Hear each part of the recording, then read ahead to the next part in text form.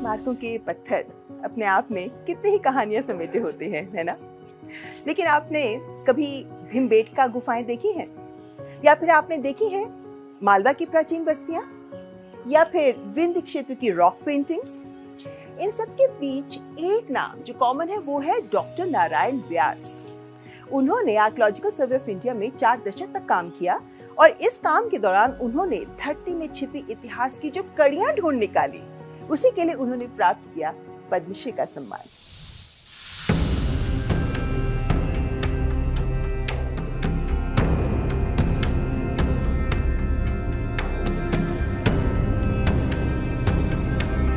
मध्य प्रदेश का उज्जैन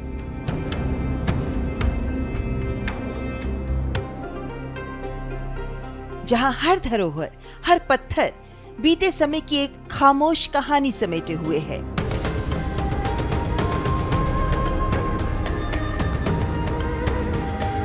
इसी धरती से जुड़े हैं पुरातत्व क्षेत्र में ग्रैंड ओल्ड मैन कहे जाने वाले डॉक्टर नारायण व्यास।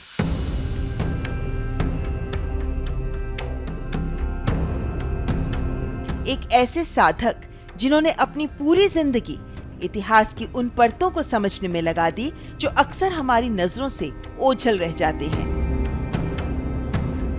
5 जनवरी 1949 को जन्मे डॉक्टर व्यास का सफर केवल किताबों तक सीमित नहीं रहा, बल्कि उन्होंने इतिहास को धरती की गोद में खोजा। फाइन आर्ट से आर्कियोलॉजी की ओर बढ़ते हुए उन्होंने अपने जुनून को ही अपना जीवन बना लिया। 4 दशकों से अधिक समय तक आर्कियोलॉजिकल सर्वे ऑफ इंडिया के साथ काम करते हुए डॉक्टर नारायण व्यास ने मध्य भारत की प्राचीन धरोहरों को खोजने, समझने और सहेजने का महत्वपूर्ण कार्य किया। बचपन में मुझे पेंटिंग ड्राइंग का बड़ा शौक था, तो मेरे पिताजी, मेरे जो गुरु थे वाकणकर साहब, उनके पास उनको मुझे ले गए, कहा कि ये मेरा पुत्र है, वो ड्राइंग वगैरह बनाना जानता भी और सीखता भी है। तो उनसे पूरा मेरे डॉक्टर वाकणकर से उज्जैन में बड़ा मार्गदर्शन मिला। तो धीरे धीरे क्या है, उनके घर में मूर्तियाँ, सिक्के, ऐसी चीज़ें मैं देखा करता, तो मुझे उसमें रुचि होने लगी। मुझे उन्होंने भीमबेटका में ले गए और भीमबेटका में मुझे पुरातत्व का उत्खनन, शैल चित्रों के बारे में और अन्य पुरातत्व की जानकारी मुझे प्रदान करी।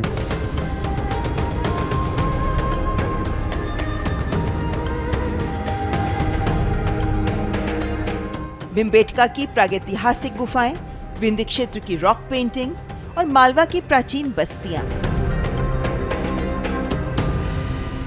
इन सभी के दस्तावेजीकरण और इन्हें संरक्षित करने में उनका योगदान अतुलनीय रहा।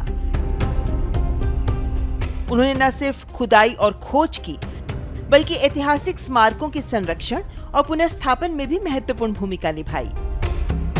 सेवानिवृत्ति के बाद भी डॉक्टर नारायण व्यास का ये सफर थमा नहीं। वे आज भी युवा शोधकर्ताओं का मार्गदर्शन कर रहे हैं और विरासत संरक्षण के प्रति जागरूकता फैला रहे हैं। मुझे पद्म पुरस्कार मिला, ऐसा ये मेरे लिए तो सौभाग्यशाली है। लेकिन मैं देखता हूँ कि हमारे साथ में कितने लोग काम भी करते हैं। हम चाहते हैं वो लोग भी इसके अंदर आगे आए, क्योंकि कला तो हर व्यक्ति में मिले, लेकिन कुछ ऐसी अनूठी कला की लोगों में होती है तो उसको जो आगे बढ़ा सकती है। उनके प्रयासों ने भारत की प्रागैतिहासिक धरोहर को न केवल पहचान दिलाई, बल्कि उसे आने वाली पीढ़ियों के लिए सुरक्षित भी किया। पुरातत्व और सांस्कृतिक विरासत के संरक्षण में अतुलनीय योगदान के लिए डॉक्टर नारायण व्यास को पद्मश्री सम्मान के लिए बहुत बहुत बधाई।